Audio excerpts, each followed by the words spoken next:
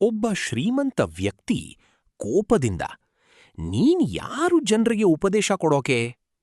ಗ್ರಾಮಸ್ಥರು, ಅಯ್ಯೋ, ಇವನು ಬುದ್ಧನ ಮೇಲೆ ಕೋಪಗೊಳ್ಳುತ್ತಿದ್ದಾನೆ. ಆ ವ್ಯಕ್ತಿ, ನಿನ್ನ ಮಾತುಗಳೆಲ್ಲ ವ್ಯರ್ಥ, ನೀನು ಯಾರಿಗೂ ಸಹಾಯ ಮಾಡಲಾರೆ. ಬುದ್ಧನ ಸ್ನೇಹಿತ, ಗುರುವೇ, ಇವನು ನಿಮಗೆ ಅವಮಾನ ಮಾಡುತ್ತಿದ್ದಾನೆ. ಆದರೂ ಬುದ್ಧ ಶಾಂತವಾಗಿ ನಗುತ್ತಿರುತ್ತಾನೆ. ಬುದ್ಧ, ಒಬ್ಬನು ಉಡುಗೊರೆ ತಂದಾಗ ನಾವದನ್ನು ಸ್ವೀಕರಿಸದಿದ್ದರೆ ಆ ಉಡುಗೊರೆ ಯಾರ ಬಳಿಯೇ ಉಳಿಯುತ್ತದೆ? ಆ ವ್ಯಕ್ತಿ ಗೊಂದಲದಿಂದ, ಅದು ಕೊಟ್ಟವನ ಬಳಿ. ಬುದ್ಧ, ಹಾಗೆಯೇ ನಾನು ನಿನ್ನ ಕೋಪವನ್ನು ಸ್ವೀಕರಿಸಲಿಲ್ಲ.